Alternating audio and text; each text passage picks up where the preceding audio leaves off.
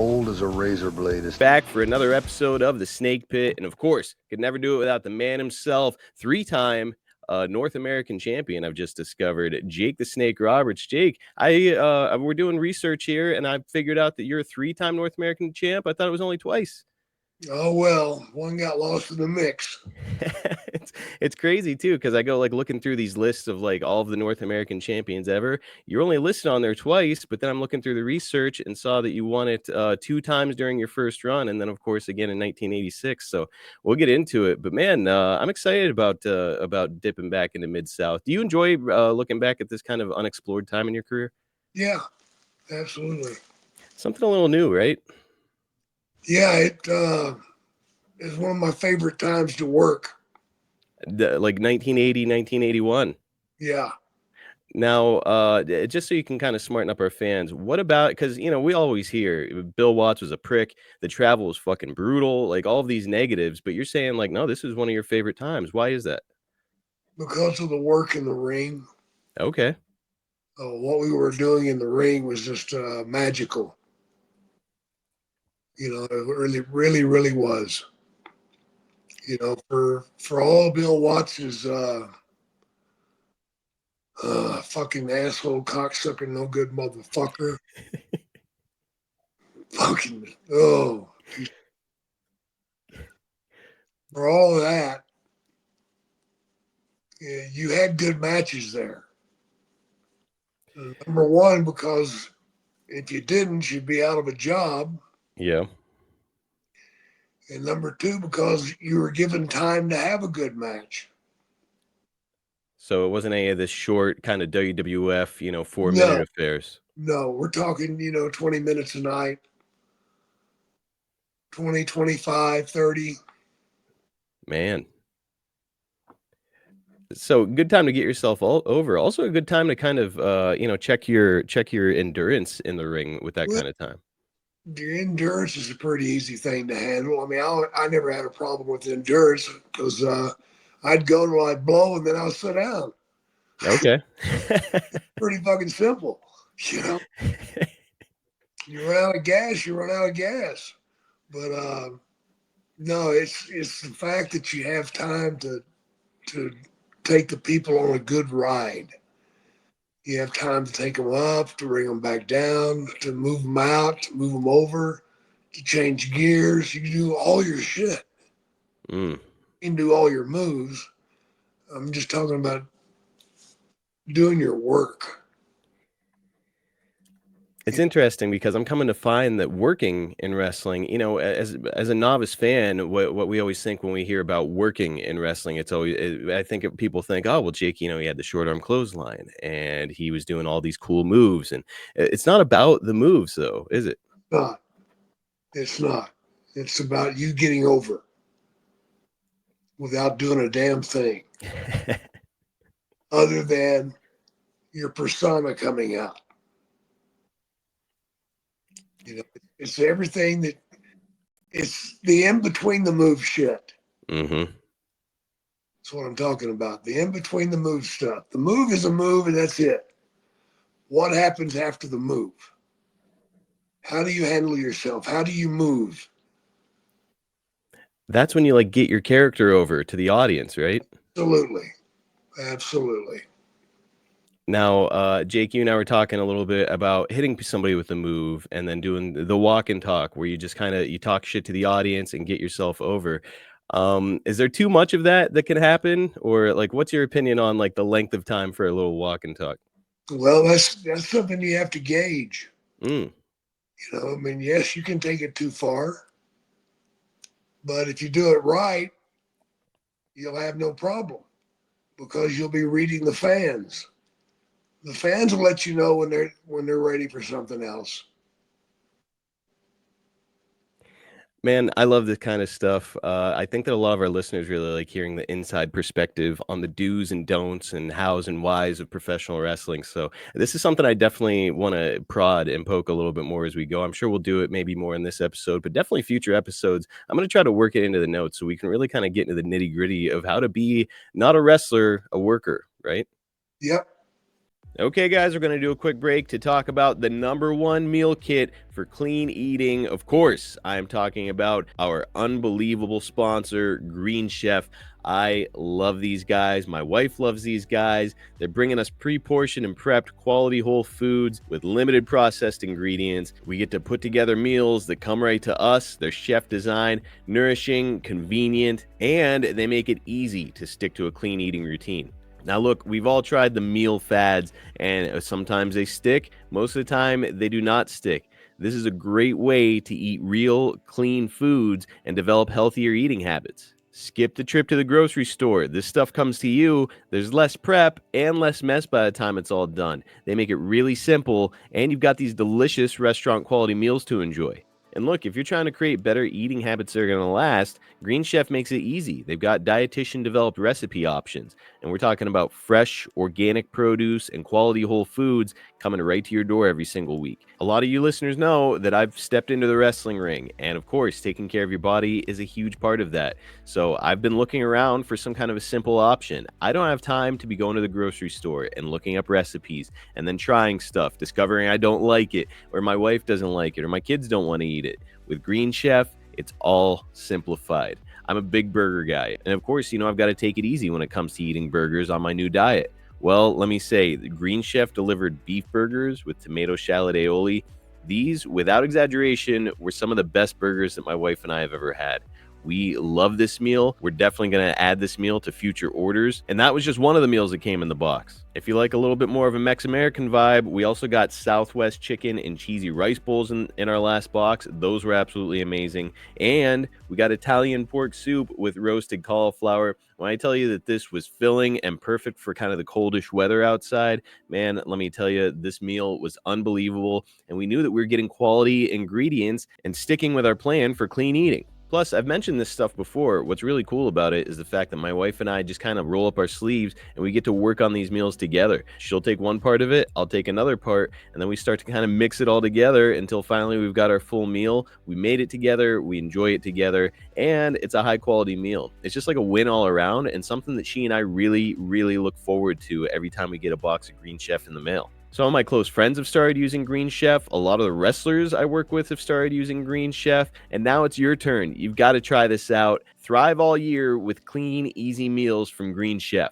Go to greenchef.com/snakepitfree and use code snakepitfree to get started with free salads and 2 months plus 50% off your first box. Let me say that again. It's greenchef.com/snakepitfree. You use our code snakepitfree. Bam, you get free salads for 2 months plus 50% off your first box. Not only are you going to be saving the time running to the grocery store, you're going to be saving money with this deal. You guys have got to try out Green Chef. I'm telling you, you're going to love it. And I want to hear about your experiences. So reach out to me online. Let me know what you think, because I have a feeling that you're going to love it just as much as I do. One more time, it's greenchef.com/snakepitfree. Use the code snakepitfree. You'll get free salads for 2 months plus 50% off your first box with the #1 meal kit for eating well. Well, look, last time we talked about Mid-South, we're talking about, of course, your return, and it's available in the archive, so please go back and have a look at it. But we talked about you being a double champion after your return, Bill Watts being a racist asshole, Ernie Ladd's management and in-ring presence, and much more. And today we're going to pick up where we left off. It's the end of March 1981. And Jake, once again, you found yourself working against your old pal, the grappler, Len Denton. Yeah. And Denton was the North American champion here. And as I'm going back through the research, Jake, I found a really kind of strange discrepancy from this period where, and I talked about it here at the top of the episode, you would become the North American champion. But then for the entire month of February, you were gone and you didn't work anywhere during the month of February 1981. You weren't in Japan or any other territory. You were just gone. And all of a sudden, Len Denton is the new North American champion. Do you have any recollection of what happened there? No, if I wasn't in Japan, that doesn't make any sense. Right. You sure I wasn't in Japan? And I'm sure I was looking through all the research and so I'm using cagematch.net as the resource, and they've got essentially every match that you've ever done in your entire career on there. And there is just nothing for the entire month of February 1981. Didn't work a single match according to them. That doesn't make any sense. I don't think so either. And like the fact I'd argue with that. Yeah, maybe somebody input the information incorrectly. It's strange because there's no title change. They just show Len Denton as the champion. So I don't know. I'm gonna have to do some digging around and maybe talk to a couple wrestling historians I know and see if we can figure out what the hell was going on. That'd be interesting to find out. I'll get to the bottom of it. But Jake, something that does happen during this period is that Dusty Rhodes is going to be working the territory, and he's there with his Texas Outlaws partner, Dick Murdoch. So Jake, we've talked about Dusty on the show plenty. I don't really recall if we've talked about Captain Redneck very much. Seems like everybody's got a Dick Murdoch story. What can you tell us about him? He was a redneck. That he was. Heavy drinker. Yeah. Heavy drinker. But he could work when he wanted to. Mm-hmm. If he wanted to go out there and give you a match, he could give you one of the best you'll ever have. But if he wasn't in the mood, forget about it. It was going to be horse shit. You know, as I was looking this up, I was like, well, I want to learn a little bit more about Dick Murdoch before this episode so I can talk to Jake more about him. And one of the things that I saw right away was essentially what you just said, where Terry Funk came out and said Dick Murdoch was one of the best workers on the face of the planet. But every once in a while, he would just go out and intentionally give you a shit match. Yeah. What, like, any idea where that mentality comes from? No idea, man. Evidently, he didn't turn the switch on that day, but I've seen him do it many times. It's like you'll get 1 out of 10 will be just fucking horrible. So strange. Like, I wonder if he was just trying to temper expectations or something. I don't know, man. I don't know. The other thing that Terry Funk said about Murdoch was that, like, he had been in consideration to be the NWA champion because I think that the folks in charge there viewed him as much like a Dusty Rhodes type character. Yeah. But Terry said they wouldn't give it to him because if Dick got a wild hair up his ass, he might sell it for a couple cases of beer. Just sell the title or something. That would happen. Just what a jack of all trades this guy was. A wild man. Yeah, he was a wild man, man. Would you say that you were close with Murdoch at all? No, not at all. Oh, okay. Just like kind of acquaintances. Yeah. Back when I was first starting, I was in the Kansas City territory. And we had driven up to Des Moines, Iowa, and Murdoch had flown in. Mm. And he needed a ride back to Kansas City. All right. I had room in the car, so they picked me. Oh, boy. As I'm driving, I get ready to smoke a joint. I just light up. Murdoch lost his fucking shit. Over weed? Over weed, man. He went fucking berserk. I had to pull the fucking car over. He's fucking screaming at me and spitting on me at the same fucking time. And I'm like, what the fuck, man? It's fucking weed. He's like, I don't give a fuck. They're looking at me to be an NWA champion. I can't ride around fucking smoking dope. What the fuck you think you are? Blah, blah, blah, blah. Hey, motherfucker, it's my car. How about that shit? You know? So he gets back in the car. I put the joint out. I stood outside and smoked. That's what I did. Okay. Got back in the car and drove on back. Well, the next day was television. And at TV, Pat O'Connor and Bob Geigel, the owners, stood up and gave a speech to everybody about drugs. Oh. Yeah. And I'm like, Murdoch, you fucking piece of shit. And I got fired. You got fired? Fired. Whoa. Like, did you ever talk to Murdoch about this? Fuck no. He knows what he did.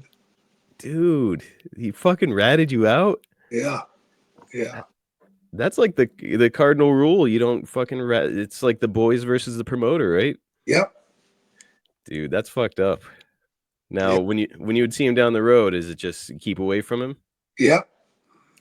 Fuck. And you would think Murdoch, of all guys, this wild man, party guy from all accounts, that we hear about him and Dusty Rhodes being absolute maniacs. You'd think him, if out of anybody, would be like, hey, pass it over here, pal.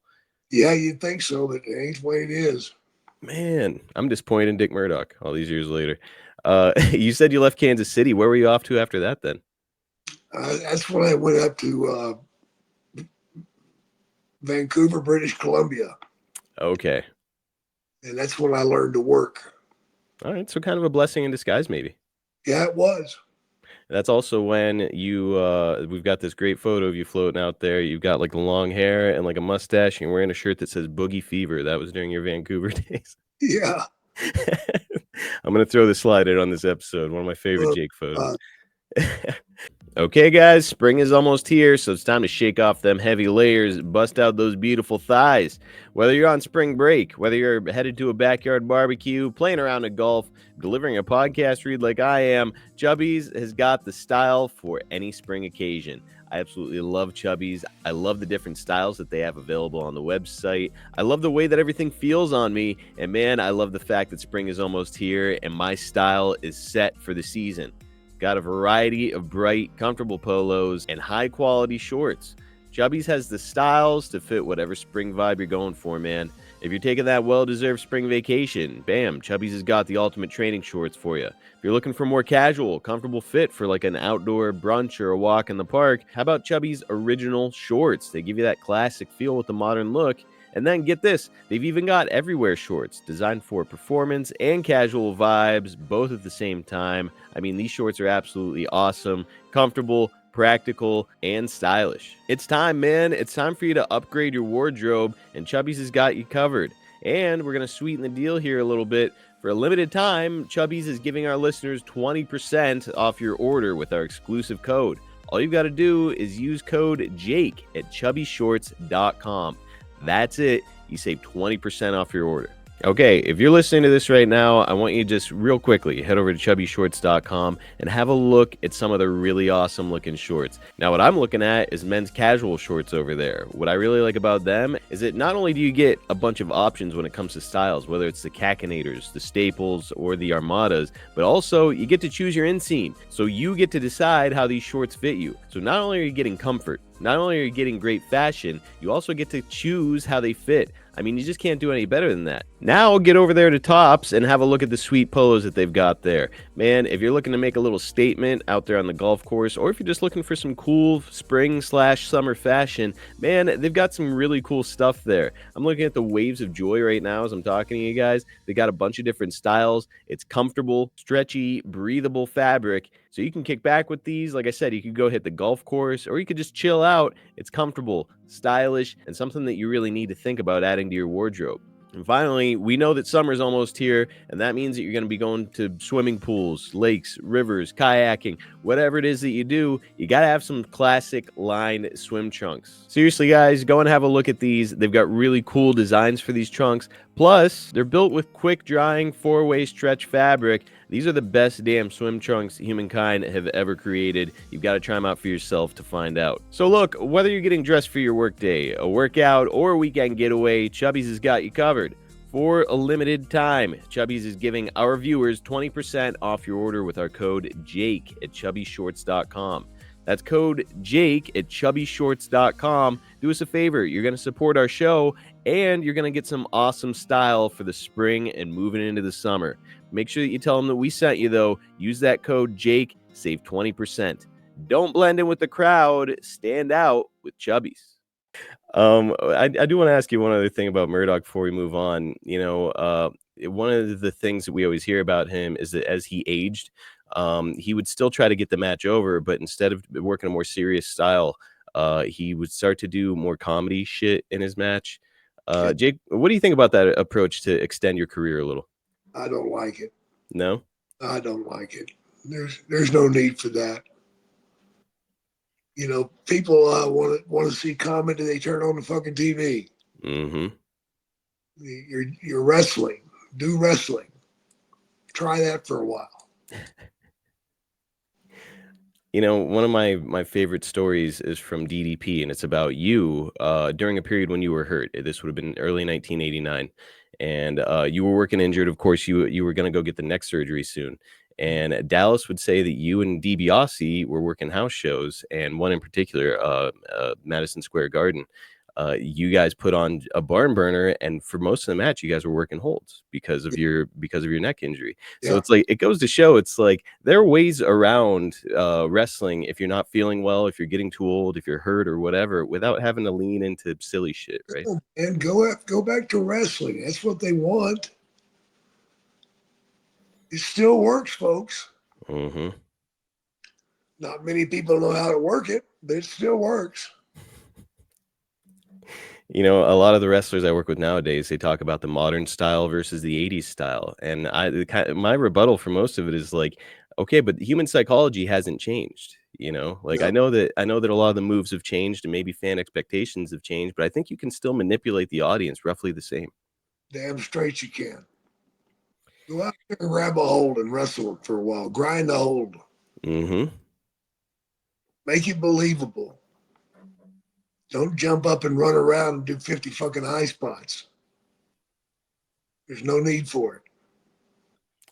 Couldn't agree more. And again, I'm loving that we're dipping into sort of like the psychology behind wrestling as we go here.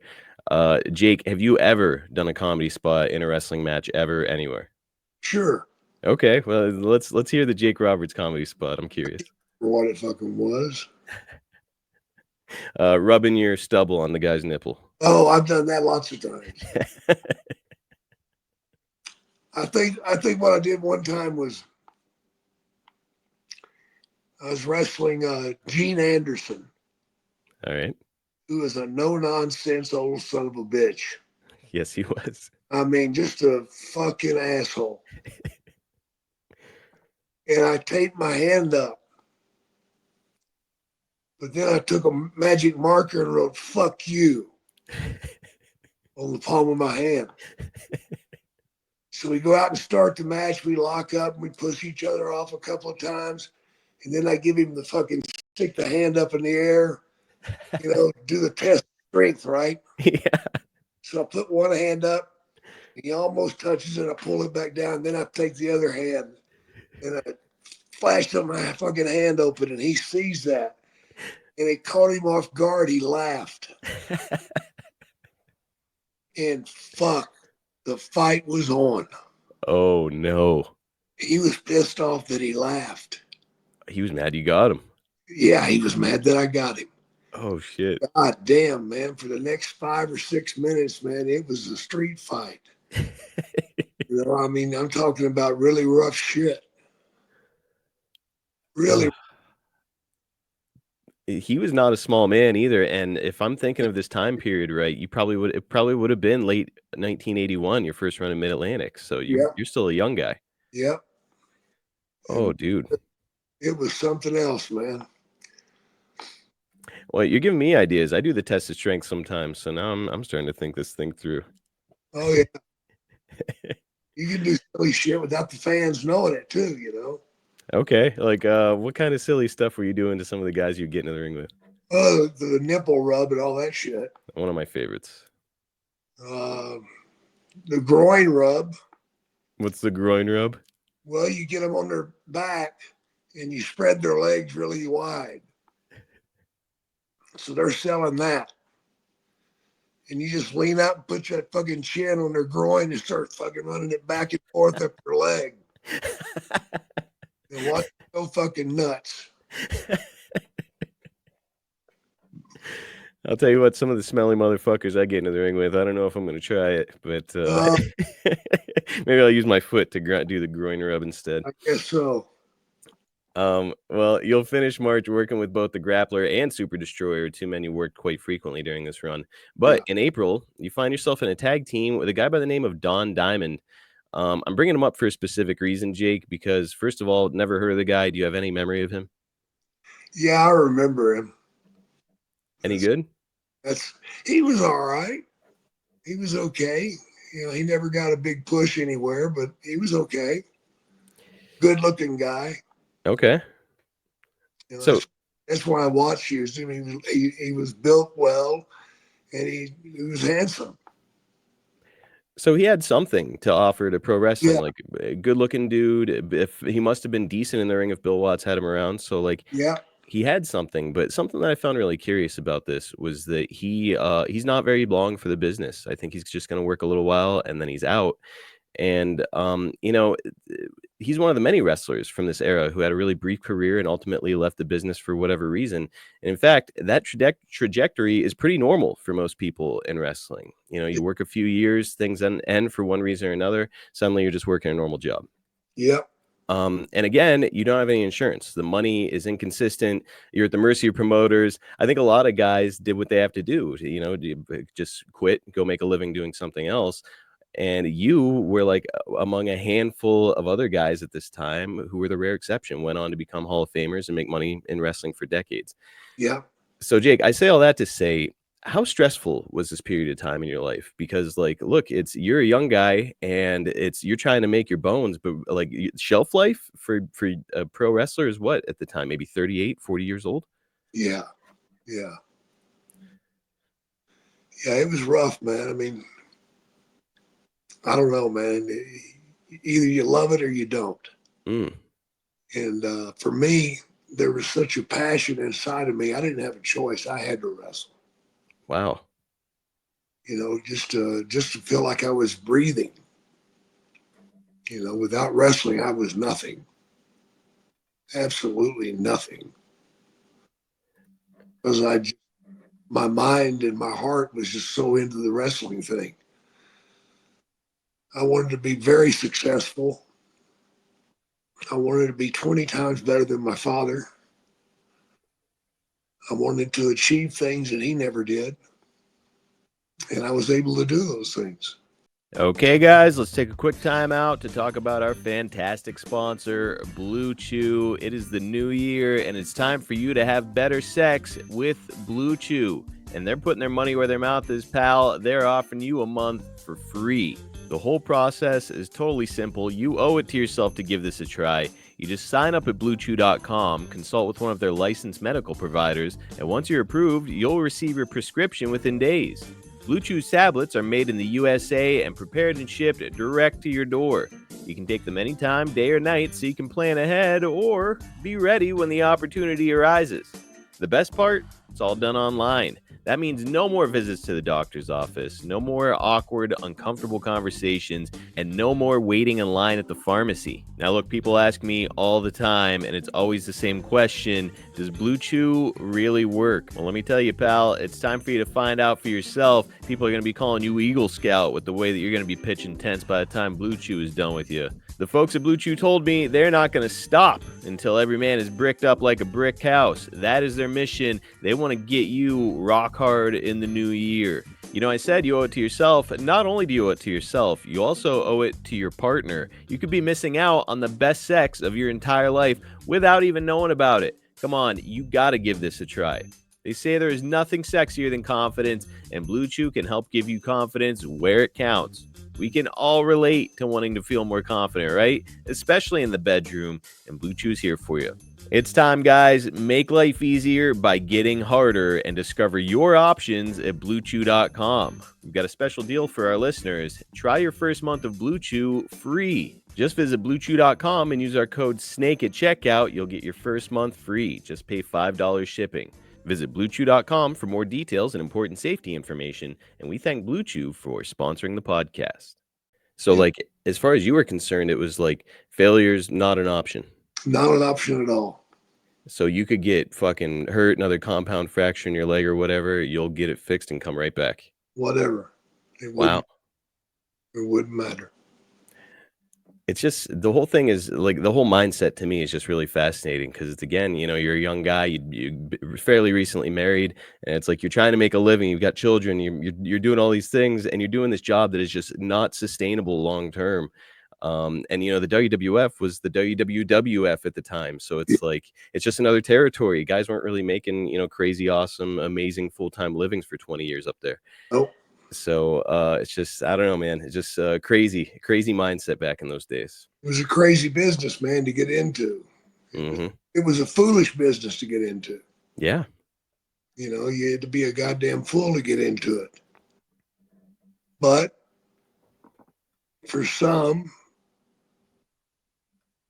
it worked out beautifully. And it still does Yes, sir. for a handful of guys. All I can tell you is look at The Rock. There's something you can go for. Yep. And tell me he's not successful. Not just the biggest star in all of wrestling history, probably the biggest star in the history of Hollywood up to this point right now. Absolutely. Amazing. Well, the tag team match with Don Diamond took place on April 6th. The two of you took on a Hall of Fame tag team, the Wild Samoans, Tafa and Sika. And man, these wrestling fans are familiar with the lore of their toughness and their family nature. They're the godfathers of the bloodline. Of course, Sika is the father of Roman Reigns. Jake, what can you tell us about your first time being around the Wild Samoans? It was wild. It was scary as shit. Those guys scared the fuck out of me. That was the next question. Damn right. I mean, they were natural 300 pounders, man. Dude. And they came at you hard and fast. And, of course, these guys are islanders with a very different look than I'm sure a lot of people in the Mid-South region were accustomed to seeing, right? Oh, yeah. And their gimmick is that they're savages. Jake, what can you tell us about the audience reaction in the Mid-South area for these guys? I think most fans were scared of them, I can believe it. and to the point of they would just sit there in awe and watch, you know, because these guys could move at 300 pounds. Mm-hmm. They weren't just two big men that went out there and walked around. No, they moved, and they were just scary as fuck. I remember that shit. Would you say that you hit it off with them right away? Yeah, I made sure I did. So you're instantly trying to get on their good side. I was always giving them dope. Well, that'll do it. So I'm Yeah, sure they loved you. yeah. Well, you're going to work a Mid-South tag team tournament. And of course, a young Jimmy Garvin's going to be your partner now. Jake, you're moving around a lot with tag team partners during this era. Were you starting to feel like, or become concerned maybe that Bill had lost confidence in you? You've gone from North American champion to now it's boom, you're working tag teams an awful lot. Yeah, I didn't like it, man. I don't imagine. I didn't like it. Well, you guys are going to be working in the Superdome here coming up. And before we talk about this card, because there's something really significant here that I think you probably had your hand in, I'm curious, Jake. It's at this stage in your career, you'd been around a lot of big crowds. Would you say that going into the Superdome was special, or is it just like, I just got to go to work today? No, it was very special. Okay. You never seen that many empty fucking seats anywhere.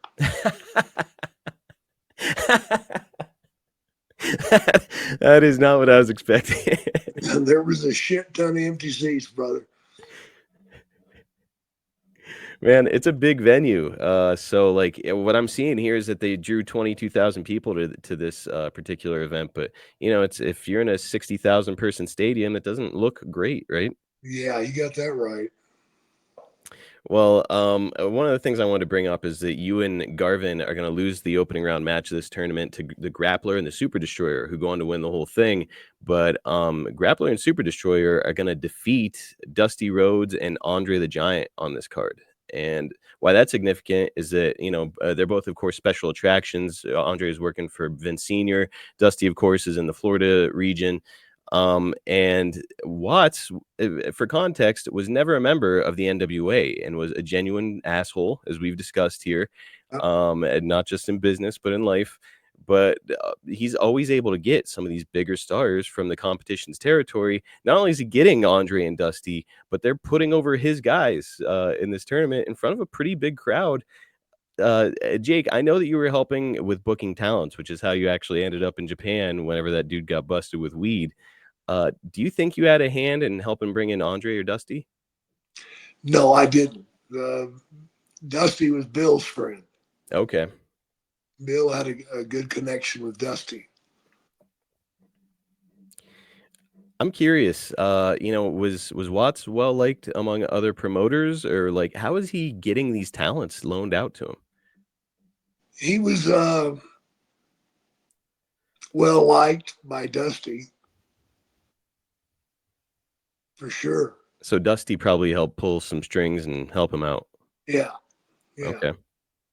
And Andre, it was just a money thing. You pay the price, and Vince Senior would send him. Okay, so if you're lining Vince Senior's pockets, Andre's coming. Yeah, he worked on a percentage. Gotcha. So, Okay. Well, that makes sense now because I'm like, geez, who the hell would let Bill Watts put his guys over these two massive stars? But now it's coming together. yeah. Who's scoring big this NBA season? You are, with all the new ways to get in on the action at DraftKings Sportsbook, an official sports betting partner of the NBA. From monster slams to dishing the rock to cleaning the glass, get behind your favorite players and the prop bets you can make on DraftKings, the home of NBA player props. Here's something special for first timers. New DraftKings customers bet just $5 to get $150 in bonus bets instantly. Take it to the rack with DraftKings Sportsbook. Every point counts. Download the DraftKings Sportsbook app and use code SNAKEPIT. That's code SNAKEPIT for new customers to get $150 in bonus bets when you bet just $5. Only on DraftKings. The crown is yours. Gambling problem? Call 1-800-GAMBLER. In New York, call 877-8-HOPE-NY or text HOPE-NY 467-369. In Connecticut, help is available for problem gambling. Call 888-789-7777 or visit ccpg.org. Please play responsibly on behalf of Boot Hill Casino and Resort in Kansas. 21 plus age and eligibility varies by jurisdiction. Void in Ontario. Bonus bets expire 168 hours after issuance. For additional terms and responsible gaming resources, see dkng.co/bball. All right, we're going to wrap this one up. But before we do, just want to ask you about one more subject here. May 26th, Centraplex, Baton Rouge, Louisiana. Boy, something interesting happens. You worked a mixed tag team match. You're going to team up with Carol Summers to take on Carl Fergie and Leilani Kai. All right, we'll talk about the mixed tag team aspect. But Carol Summers, your teammate, any memory of her? No, I can't remember her. We can't even picture her face. No, I can't. Now, Leilani Kai, of course, is a different instance. She would go to the WWF and become one of the glamour girls. What do you think of Leilani?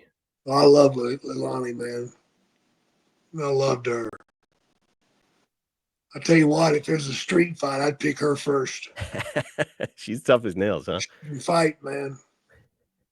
That ain't no bullshit. She can straight out fight. She likes to fight. It's rough, nasty, and she's only 5'7", but she's not small. Shit, she fights like she's 6'7".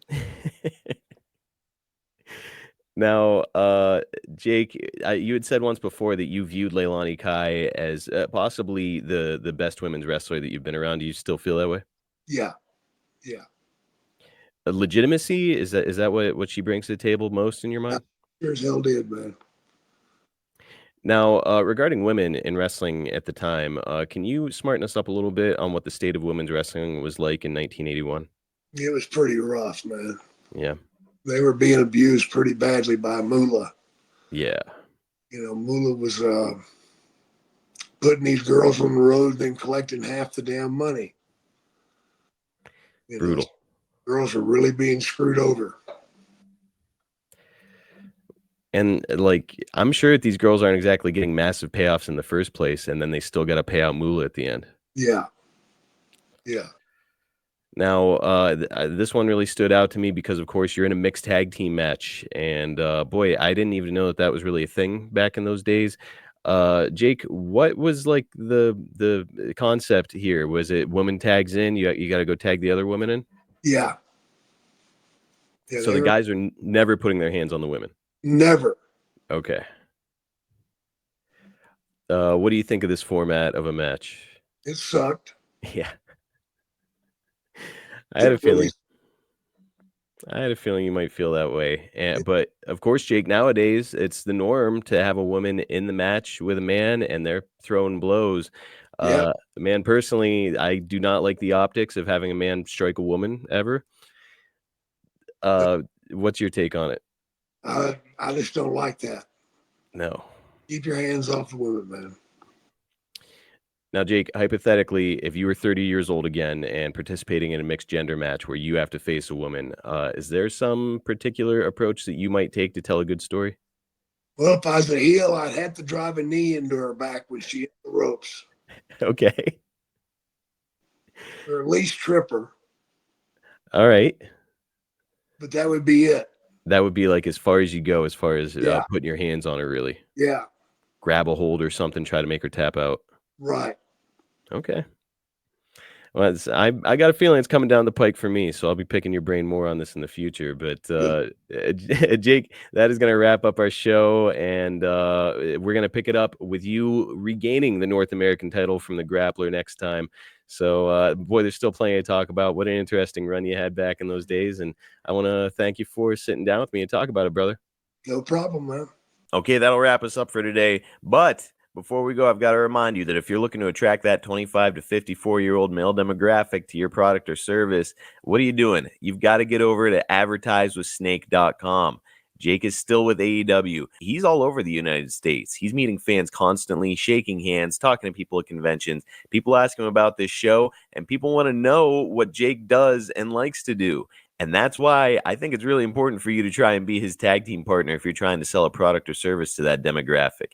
We routinely advertise for the same businesses because they know that what we do here on the Snake Pit works. Again, just go to advertisewithsnake.com and make Jake the Snake Roberts your tag team partner. Get over to Cameo. It's cameo.com/Jake Snake. You'll get a personal message from the Hall of Famer himself. He'll cut a promo on you. He'll give you a birthday wish. He'll do whatever you'd like over there, and it's straight from Jake. I mean, you can't do any better than that. Here's a review from Jack. Jake, you really blew our minds in a good way. Thanks so much for taking the time and making this so candid and so personal. Look, guys, if you're a lifelong fan of Jake, you've got to get this Cameo. This is something you can hold on to for the rest of your life, show your friends, show your family, and just enjoy for years to come. Again, it's cameo.com/Jake Snake. Go and order yours today. You got to check us out on YouTube. It's youtube.com/@SnakePitPod. We've got short clips from the show, highlights, exclusive content, and giveaways. Again, it's youtube.com/@SnakePitPod. Also, if you've enjoyed the podcast, please do Jake and I a big favor. It only takes you a second.